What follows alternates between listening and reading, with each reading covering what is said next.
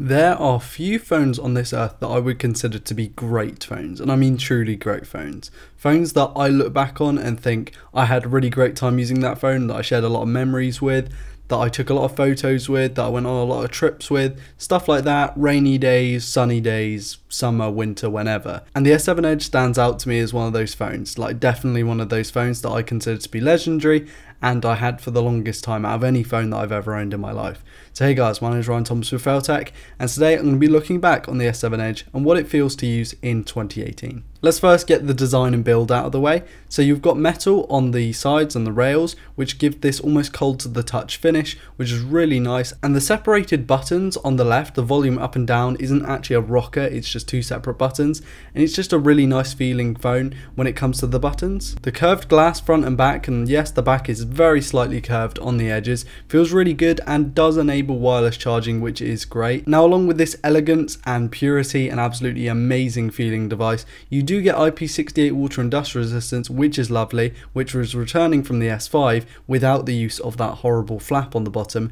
And you get microSD expansion as well, which is stunning. You also get fast charging, but I'll get into that a little bit later. And the overall design and fit and finish is stunning for a phone that at the time was probably the top of the food chain when it came to durability. Now, the one thing I do have to mention is you can get a pink line, and I made a video on that, so check that out if you need to. And it's a pink line on the screen of the S7 and S7 Edge, which is to do with a manufacturing defect, which they didn't really address very well, so beware of this when you buy your S7 Edge. Also, I would recommend going with the S7 Edge over the S7 just because of the huge battery gains. But yeah, a very convenient and very elegant design overall. The display is one of the best that has ever been put in a phone, in my opinion.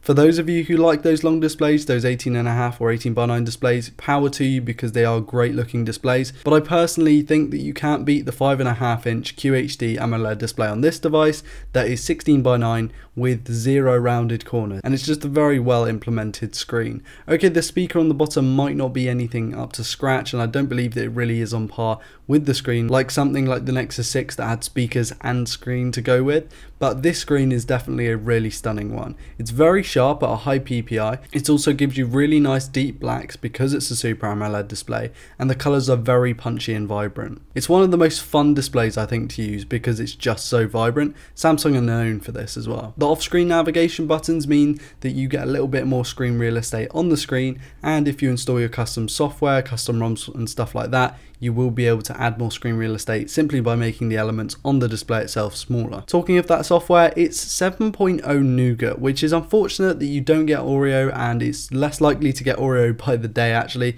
because even the S8 doesn't have Oreo yet, which is kind of annoying. However, you can install your custom software, your custom ROMs via Odin and stuff like that, and you should get a better experience. Although I really like TouchWiz now, I don't see that it's really a big hindrance apart from the fact that it's not the latest and greatest, but this phone is a couple of generations old at this point. Options.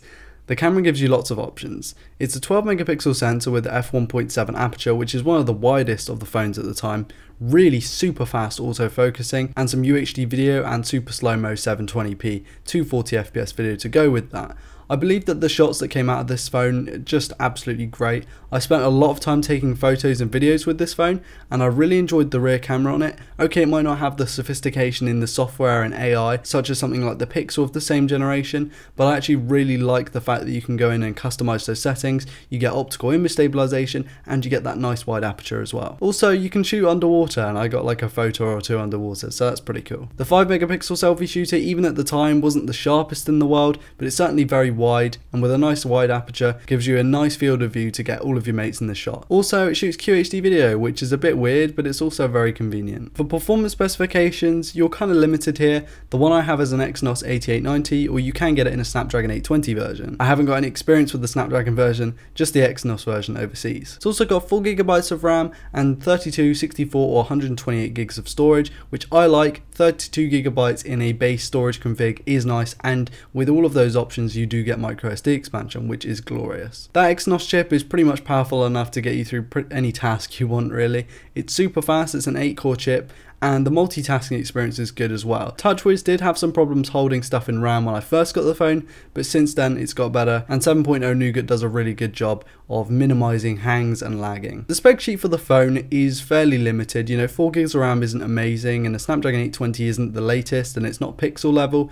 However, the battery is the one place that on paper this phone absolutely excels, even beyond the most modern phones. We've got a 3600 mAh battery, and just to give you some context, that's bigger than any Samsung phone in the S flagship and Note series that they've released since this. That includes the Note 8, the S9, everything like that, the S9 Plus, even with larger displays, and it's bigger than pretty much 95% of the market when it comes to high-end smartphones since this phone was released. It's an absolutely stunning size battery. 3600 mAh in a phone that's got a 5.5-inch screen is absolutely impeccable, especially with this kind of build quality, with these build materials, and the fact that it's just so thin. It's also got Quick Charge 2.0, which will give you some good battery gains when you want to top up during the day, although you probably won't need to. And I got a full day with heavy use, so I feel like you guys should probably get a full day as well. You do get wireless charging, which weirdly enough, I had this phone for 18 months and I never used wireless charging. In fact, I've never used wireless charging. Of course, you get that super fast fingerprint scanner up front. You also get a heart rate monitor on the back. And unfortunately, they did get rid of the IR blaster on the top, but it's something that I can live without. I've never really used it. For £250 to £300 on the used market for the base model, do I think this is a good buy in 2018? Absolutely. In fact, I'm rocking Morgan's OnePlus 3 here. I'm borrowing it off him. If I could, I would take that S7 Edge back every day of the week. I absolutely miss it, and it's one of the few things that I regret selling. So that's it from me, guys. Hopefully you enjoyed this video. Like I said, I do recommend the S7 Edge. Hopefully you didn't get the pink line problem, because that is something that a lot of people got. I personally never got that problem, which is great, but your mileage may vary. Please do follow me on social. It helps me out massively. Please do like, dislike, comment, subscribe, anything like that. Again, it helps me out massively, and you get to see more videos like this, which is I think is a pretty good deal. I'm gonna go now because I'm absolutely exhausted and I haven't slept in a little while, so I'm gonna sort that out. Mine has been Ryan Thomas for Failtech, and I'll see you in the next one. Peace.